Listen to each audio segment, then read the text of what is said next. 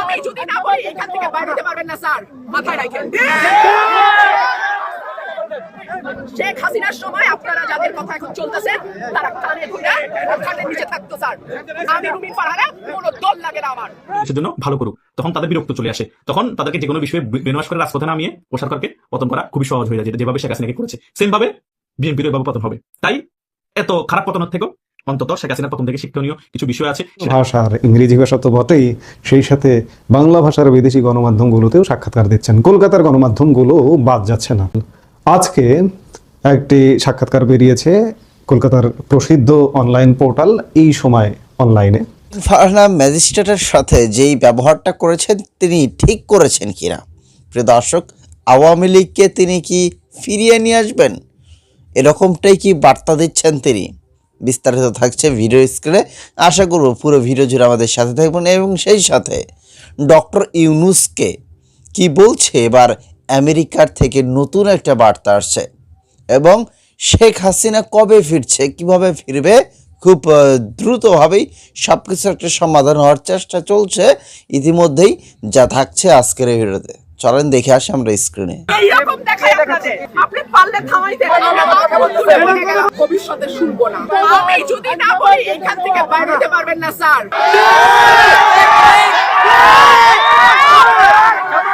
শেখ হাসিনার সময় আপনারা যাদের কথা এখন চলতেছে তারা কানে ধরে খাটের নিচে থাকতো স্যার। আমি রুমিন ফারহানা, কোনো দল লাগে না আমার, মাথায় রাখেন। Excuse me, sir. This is the last time. I will not listen to this.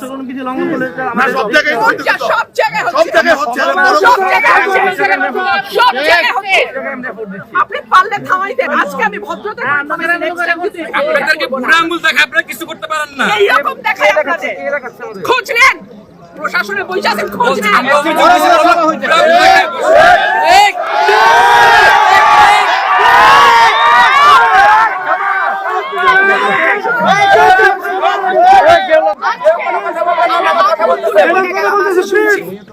ভবিষ্যতে শুনবো না। আর আমার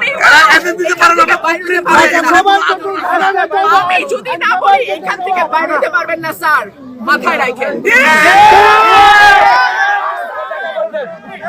শেখ হাসিনার সময় আপনারা যাদের কথা এখন চলতেছে তারা কানে ধরে খাটের নিচে থাকতো স্যার। আমি রুমিন ফারহানা, কোনো দল লাগে না আমার।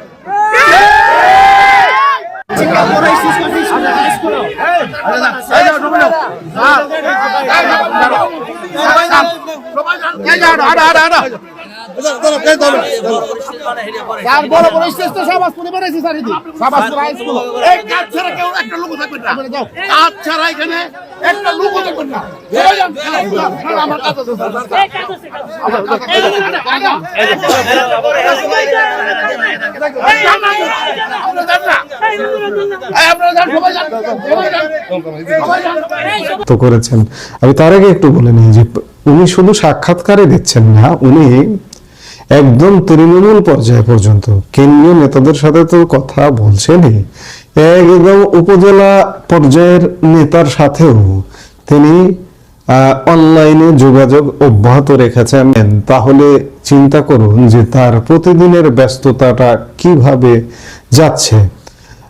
আর মাত্র 26 দিন পরে বাংলাদেশের আসন্ন ত্রয়োদশ বিতর্কিত জাতীয় সংসদ নির্বাচন।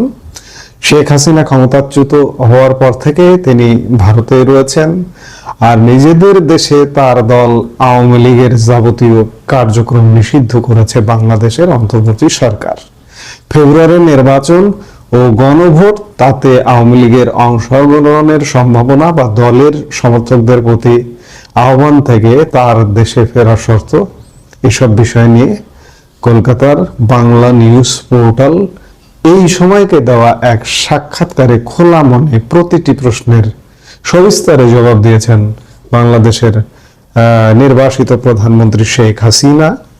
এই সময়ের এই ইমেইলে সাক্ষাৎকারটি গ্রহণ করেছেন অনমিত্র চট্টোপাধ্যায়। এই অনমিত্র চট্টোপাধ্যায় বাংলাদেশেও এসেছিলেন এবং বাংলাদেশের আরেকটি প্রধান রাজনৈতিক দল বিএনপির মহাসচিব মির্জা ফখরুল ইসলাম আলমগীরের যে সাক্ষাৎকার নিয়েছিলেন এবং সেই সাক্ষাৎকার পরবর্তীতে মির্জা ফখরুল ইসলাম আলমগীর অস্বীকার করেছিলেন। সেই সাক্ষাৎকার গ্রহণকারী অনমিত্র চট্টোপাধ্যায় ইমেলে শেখ হাসিনার সাক্ষাৎকার গ্রহণ করেছেন। আমরা সাক্ষাৎকারটা নিয়ে মূলত আলাপ করতে চাই। ইমেলে প্রশ্ন করছেন অনমিত্র চট্টোপাধ্যায় যে ভারতে আপনি কেমন আতিথেয়তা পাচ্ছেন, আপনি কি কোনো আন্তরিকতার অভাব বোধ করছেন? শেখ হাসিনা উত্তর দিয়েছেন, ভারত আমাদের দীর্ঘদিনের বন্ধু এবং আমাকে স্বাগত জানানোর জন্য আমি প্রধানমন্ত্রী মোদী ও ভারতের জনগণের সমর্থন ও মানবিকতার প্রতি গভীর কৃতজ্ঞ। আমাদের দুই দেশের সম্পর্ক অত্যন্ত গভীর ও বহু বছরের পারস্পরিক শ্রদ্ধা এবং সহযোগিতার মাধ্যমে তা গড়ে উঠেছে। অবাধ ও অন্তর্ভুক্তিমূলক নির্বাচনের আহ্বান জানিয়ে এবং সংখ্যালঘুদের উপর নির্যাতনের বিষয়ে উদ্বেগ প্রকাশ করে ভারত নীতিগত অবস্থান নিয়েছে। ধর্মীয় সংখ্যালঘুদের উপর হিংসা, দীর্ঘদিনের অর্থনৈতিক অংশীদারি নষ্ট হওয়া এবং ঢাকা থেকে সরকারি কর্তাদের বিদ্বেষপূর্ণ মন্তব্যের বিষয়ে ভারতের উদ্বেগ যথার্থ। কূটনৈতিক প্রাঙ্গণে হামলা, আমাকে প্রত্যর্পণের দাবিতে মিছিল এবং বিচ্ছিন্নতাবাদী গোষ্ঠীগুলোকে আশ্রয় দেওয়া নিয়ে এনসিপির হুমকি, এগুলো বাংলাদেশের জনগণের প্রতিনিধিত্ব করে না। এগুলো অন্তর্বর্তী সরকারের আশকরা পাওয়া চরমপন্থী জঙ্গিদের কাজ। জাতি হিসেবে আমাদের পথ চলার মূলনীতি সর্বদা ছিল সবার সঙ্গে বন্ধুত্ব, কারো সাথে বৈরিতা নয়। আমি নিশ্চিত যে আমাদের সম্পর্ক এই কঠিন সময় অতিক্রম করবে এবং বাংলাদেশিরা তাদের নিজেদের সরকার বেছে নেওয়ার স্বাধীনতা পাবে। তখন তা আরো শক্তিশালী হবে। দ্বিতীয় প্রশ্ন করেছেন, এই সময় মুক্তিযুদ্ধের চেতনা ও স্বাধীনতা বিরোধী শক্তির এই আধিপত্য কি বাংলাদেশে চিরস্থায়ী হয়ে গেল? শেখ হাসিনা বলছেন, 1971 সালের মূল্যবোধ আমাদের দেশের অস্তিত্বের সঙ্গে মিশে রয়েছে। যে শক্তিগুলো এই মূল্যবোধ মুছে ফেলতে চায় তারা ইতিহাসের বিরুদ্ধে লড়াই করছে। আজ বাংলাদেশে আমরা যা দেখছি তা আমাদের পূর্বপুরুষদের লড়াইয়ের মূল্যবোধের সম্পূর্ণ বিপরীত। গণতন্ত্র ক্ষয় করা হয়েছে, রাজনৈতিক দল নিষিদ্ধ করা হয়েছে এবং নির্বিচারে গ্রেপ্তার নিত্যদিনের ঘটনা হয়ে দাঁড়িয়েছে। নারী সমাজকে জনজীবন থেকে সরিয়ে দেওয়া হয়েছে। ধর্মীয় সংখ্যালঘুরা প্রতিদিন হিংসার শিকার হচ্ছেন এবং তথাকথিত ধর্ম অবমাননার অভিযোগ তুলে নির্মমভাবে পিটিয়ে খুন করা হচ্ছে, যেমন আমরা দীপুচন্দ্র দাসের নৃশংস হত্যাকাণ্ডের ক্ষেত্রে দেখেছি।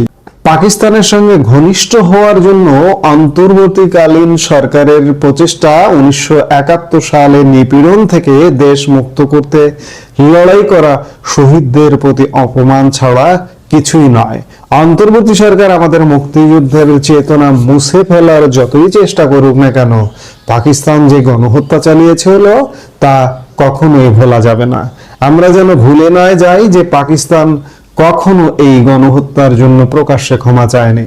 স্বাধীনতা বিরোধী এই শক্তিগুলি আমাদের প্রতিষ্ঠার নীতিগুলো ধ্বংস করার চেষ্টা করেছে, কিন্তু তারা সফল হবে না, কারণ বাংলাদেশ তার জনগণের, সাময়িকভাবে ক্ষমতা দখলকারী কোনো চরমপন্থীদের নয়। নেক্সট প্রশ্ন করছে, এই সময় যে মোহাম্মদ ইউনূস সরকার 12 ফেব্রুয়ারি বাংলাদেশে যে নির্বাচনের ডাক দিয়েছে, আপনি কি মনে করেন তা অনুষ্ঠিত হবে? পরিস্থিতির হঠাৎ কোনো পরিবর্তনে আওয়ামী লীগের তাতে অংশগ্রহণের কোনো আশা রয়েছে কি?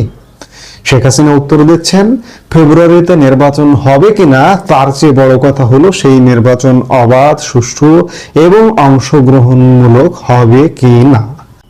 আওয়ামী লীগকে নিষিদ্ধ রেখে অনুষ্ঠিত নির্বাচন কেবল নামমাত্র নির্বাচন এবং তা গণতন্ত্রের প্রতি উপহাস। শরীফ ওসমান হাদির হত্যাকাণ্ড তথাকথিত এই গণতান্ত্রিক প্রক্রিয়ার অবস্থা সম্পর্কে সবকিছু বলে দেয়। ঢাকা 8 আসন বাংলাদেশ আওয়ামী লীগ রাজপথে নামবে। অনেক ইউটিউবার তো এই নিয়ে ভিডিও করেছে। আসলে অনেক ইউটিউবার ভিডিও করেছে, তারা কোন সোর্স থেকে করেছে সেটা আমি জানি না, কিন্তু বাংলাদেশের অনেক গোয়েন্দা সংস্থার লোক সরকারের কাছে রিপোর্ট দিয়েছে 18 জানুয়ারি থেকেই বাংলাদেশ আওয়ামী লীগ রাজপথে আন্দোলন সংগ্রাম শুরু করতে পারে। আমি কিন্তু এখনো বাংলাদেশ আওয়ামী লীগের কোন শীর্ষ পর্যায়ের নেতাদের কাছ থেকে এই বক্তব্যটি শুনতে পাইনি যে আদৌ কি বাংলাদেশ আওয়ামী লীগ 18 তারিখ থেকে রাজপথে নেমে আন্দোলন সংগ্রাম শুরু করবে।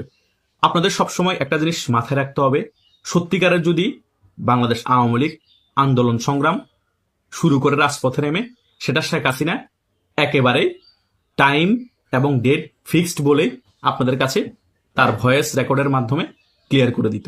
তিনি কিন্তু একটা বিষয় ক্লিয়ার করেছে, আওয়ামী লীগকে সংগঠিত হতে বলেছে, এবং যদি পাতানো নির্বাচন হয়েও যায় কেউ ভোট কেন্দ্রে যাবেন না, সেটাও ক্লিয়ার করেছে। কিন্তু রাজপথে আজকেই নামতে হবে, কালকেই নামতে হবে, তারিখ ডেট এখনো তিনি ফিক্সড করে দেননি। হ্যাঁ, পুলিশের কাছে হয়তো তথ্য আছে, বাংলাদেশ গোয়েন্দার কাছে হয়তো তথ্য আছে, অনেক ইউটিউবারে হয়তো সেই তথ্যের ভিত্তিতে বলেছে 18 তারিখ থেকেই বাংলাদেশ আওয়ামী লীগ রাজপথে নেমেই তাদের আন্দোলন সংগ্রাম শুরু করবে।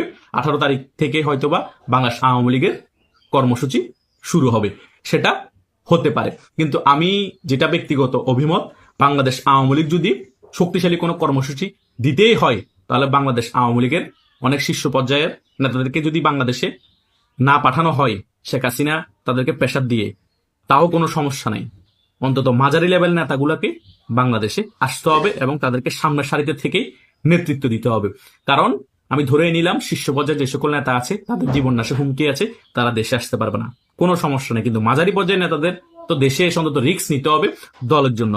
সামনের সারিতে থেকে নেতৃত্ব যখন দিতে পারবে, তখন অটোমেটিকলি ভাবে আওয়ামী লীগের কর্মসূচিও দেওয়া চাঙ্গা হয়ে যাবে, আওয়ামী লীগের রাজপথের রাজনীতিও চাঙ্গা হয়ে যাবে, এবং আওয়ামী লীগ যদি চেষ্টা করে এই নির্বাচনকে প্রতিহত করতে পারবে। নির্বাচনের আগে আওয়ামী লীগ খেলা ঘুরিয়ে দিতে পারবে। যদি সেটা করতে না পারে এবং সেটা করতে ব্যর্থ হয়, তাহলে এ পাতানো নির্বাচন বহির্বিশ্ব থেকে যতই চাপ আসুক, যতই বিবৃতি দেওয়া হোক, যতই কিছু করা হোক, যতই খেলা চলুক, ডক্টর ইউনূস গং এবং তারেক জিয়া সহ সিন্ডিকেট করে এই নির্বাচন করে ফেলবে। এবং নির্বাচনের পরবর্তী সময় যে পাতানো নির্বাচন ফলে যে সরকার আসবে, সে সরকারের উপর চাপ আসবে এবং তখন 100% আওয়ামী লীগ ফিরেও আসবে। কিন্তু নির্বাচনটা যদি হয়ে যায়, তখন কিন্তু খেলা আরো গরম চলবে। কারণ তখন রাজনৈতিক সরকার চলে আসলে আওয়ামী লীগ রাজপথে নামার চেষ্টা করবে এবং বহির্বিশ্বে কূটনীতিক চাপ আসবে। তখন ওই যে পাতানো নির্বাচন বলে সরকার আসবে, তাদের একটা ভয় থাকবে, আমরা তো পাতানো নির্বাচনে ফলে এসেছি, আওয়ামী লীগ ছাড়াই নির্বাচন করে ক্ষমতা এসেছি, আমাদের দমন নিপীড়ন করে কিন্তু ক্ষমতা টিকে। সেম আওয়ামী লীগের যে টেন্ডেন্সি ছিল যে আমরা যদি ক্ষমতা থেকে চলে যাই আমাদের কি হবে, একদিনে 5 লক্ষ মানুষ মারা যাবে, 2 লক্ষ মানুষ মারা যাবে। আওয়ামী লীগের অনেক নেতারা বক্তব্য দিত না, আমাদের কাউয়া কাদের সাহেবও কিন্তু বক্তব্য দিত, দরজা টোয়ায় হাইতেন ন, এই ধরনের বক্তব্য দিত না। সেম বিএনপি ক্ষমতায় আসলে বিএনপির সকল নেতাদের মাথায় ওই টেন্ডেন্সি থাকবে যে আমাদের পতন হলো তো আওয়ামী লীগ আমাদেরকে শেষ করে ফেলবে। তখন তারা পাল্টা কাউন্টার দিবে, স্ট্রিমলার চালাবে, গুম হত্যা শুরু হয়ে যাবে। তুমুল পরিমাণে শেয়ার হবে। ব্যারিস্টার রুমিন ফারহানাকে কি দিল শেষমেশ বিএনপি? রুমিন ফারহানা এতদিন ভরা দলটাকে যা দিয়েছে, শেষ পর্যন্ত তিনি কি হলেন? তো যাই হোক, তিনি এখন আওয়ামী লীগকে ফিরে নিয়ে আসবেন কিনা এরকমটাই কিন্তু বার্তা আসছে। আর আনতেই পারে, যে কোনো কিছু হইতে পারে, ঘটনা অন্যদিকে যাইতে পারে। প্রিয় দর্শক শ্রোতা মণ্ডলী, দেখছেন, আপনারা সম্পূর্ণ ভিডিওটা দেখেছেন, আশা করছি আপনাদের কোনো মতামত থাকলে লিখবেন কমেন্ট বক্সে। এবং শেখ হাসিনা শীঘ্রই ফিরবে এইরকমটাই বিশ্বাস করে আওয়ামী লীগের ফ্যান ফলোয়াররা, এবং সেই সাথে মার্কিন যুক্তরাষ্ট্র থেকে কিন্তু ইউনূসের উপরে চাপ আসতেছে ভাই, এইটা বুঝতে হবে, চাপ আসতেছে। তবে আশায় আছি আগামী 12 ফেব্রুয়ারি নির্বাচন হবে, সেই নির্বাচনের দিকে কি হবে সেদিন নির্বাচন আসলে হবে, এবং হলেও সেটা কি